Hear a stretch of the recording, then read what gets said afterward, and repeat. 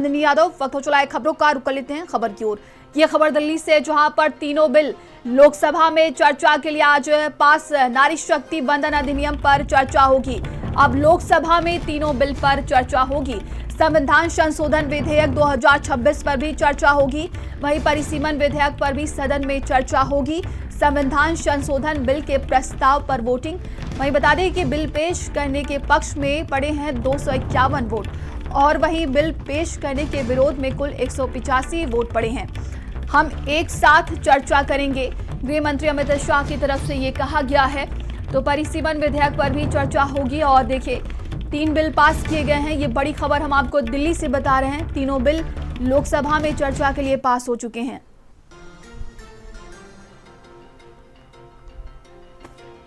तो नारी शक्ति वंदन अधिनियम पर चर्चा होगी। माननीय सदस्य धर्मेंद्र यादव जी कह रहे हैं कि कॉलम नहीं है। उनको मालूम पड़ना चाहिए कि अभी घरों की गिनती हो रही है और घरों की कोई जाति नहीं होती। समाजवादी पार्टी का चले तो घरों की भी जाति तय कर ले। मान्यवर, जब व्यक्तियों की जनगणना होगी, नागरिकों की जनगणना होगी, तब उसमें जाति का कॉलम रखा है। ये मेरा विभाग है। मैं सदन को आश्वस्त करना चाहता हूं कि ये जनगणना जाति जनगणना के साथ ही होने वाली है। मान्यवर, समाजवादी पार्टी सारी टिकटें मुस्लिम महिलाओं को दे दे, हमें कहां आपत्ति है? हमें कोई आपत्ति नहीं है। आपको जल्दीबाजी क्यों है महिला विधेयक के पक्ष में? हम आप जनगणना क्यों नहीं कराना चाहते? ये अध्यक्ष महोदय, आप सेंसस ये इसलिए नहीं करना चाहते हैं कि जैसे ही जनगणना होगी हम सब लोग जाति गणना मांगेंगे, जाति गणना होगी तो हम आरक्षण मांगेंगे। इसीलिए आप लोग धोखा देकर के आना चाहते हैं।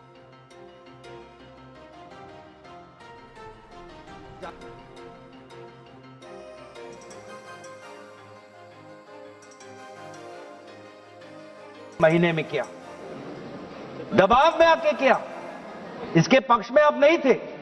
इससे प्रेस रिलीज से पहले कई बार सदन के अंदर सदन के बाहर क्या क्या हम पर आलोचना नहीं हुई।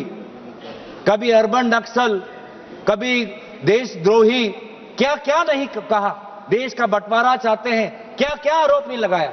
लेकिन जब आपने खुद देखा कि देश के लोग, अति पिछले वर्ग के लोग, अल्पसंख्यक जब वो चाहते हैं, जनजाति लोग, अनुसूचित जाति लोग जब वो चाहते हैं कि जाति जनगणना हो, तो आपने विमर्श होकर आपने जाति जनगणना लेके आए। अब आप वो जाति जनगणना को नहीं करना चाहते, आप नहीं लागू करना चाहते। अभी भी समय है, 2026 है। आप कह रहे हो कि काम आपका शुरू हो गया है, तो आपको क्यों लगता है, आपने क्यों यहां पे लिखा है कि कंसिडरेबल टाइम लगेगा और पार्टिसिपेशन ऑफ वुमेन जो है हमारी पॉलिटिक्स में वो डिले हो जाएगी? मतलब आप जाति जनगणना के पक्ष में नहीं हो। साफ साफ आपका उद्देश्य, आपकी राजनीति यहां पे है। मैं पढ़ देना चाहता हूं। The next census and consequential delimitation exercise thereafter will take considerable time and thus delay the effective and dedicated participation of women in our democratic polity. Hence, the objective of the proposed bill is to operationalize 1/3 reservation for women through a delimitation exercise to be undertaken on the basis of the population figures of the latest published census. ये क्या तरीका है कि महिला आरक्षण को लागू करने के लिए आप एक डिलिमिटेशन को बुलडोज कर रहे हो? बुलडोज कर रहे हो आप डिलिमिटेशन। आप जो ये बिल में आप जो ये संख्या लाए हो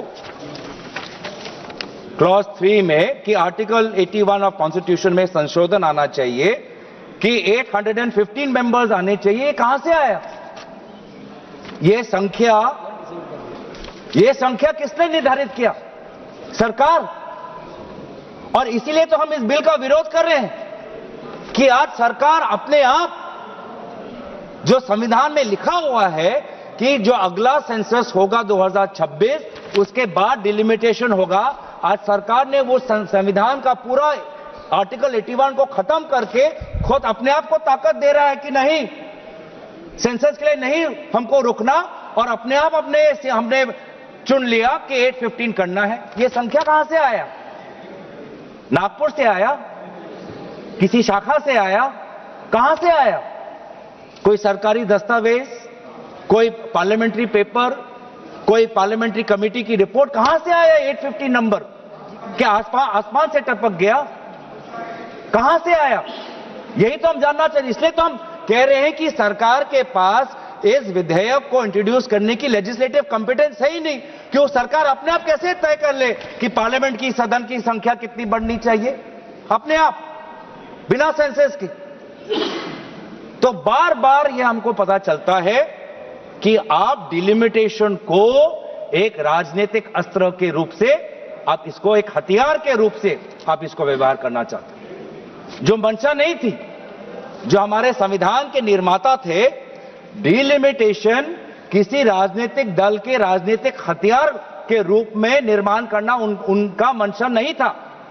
डिलिमिटेशन की मंशा क्या थी कि जैसे जैसे जनसंख्या बढ़ेगी, प्रशासन के लिए, सुशासन के लिए हम अपने डिलिमिटेशन अपने विधानसभाओं का, लोकसभा क्षेत्रों का ऐसा करें ताकि लोगों को प्रशासनिक सुविधा मिले, ताकि सुशासन सुचारू रूप से हो।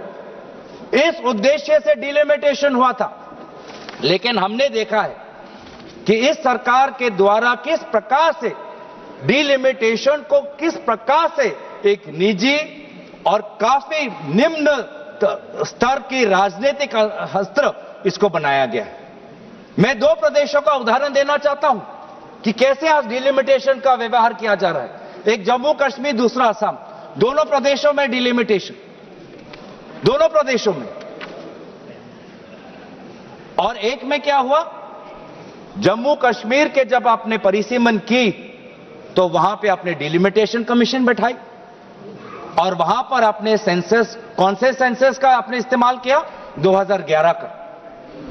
और दूसरे तरफ आपने असम में परिसीमन की, वहां पर परिसीमन की दायित्व खुद केंद्र चुनाव आयोग ने ले ली। और चलिए खबरों में आगे बढ़ते हैं।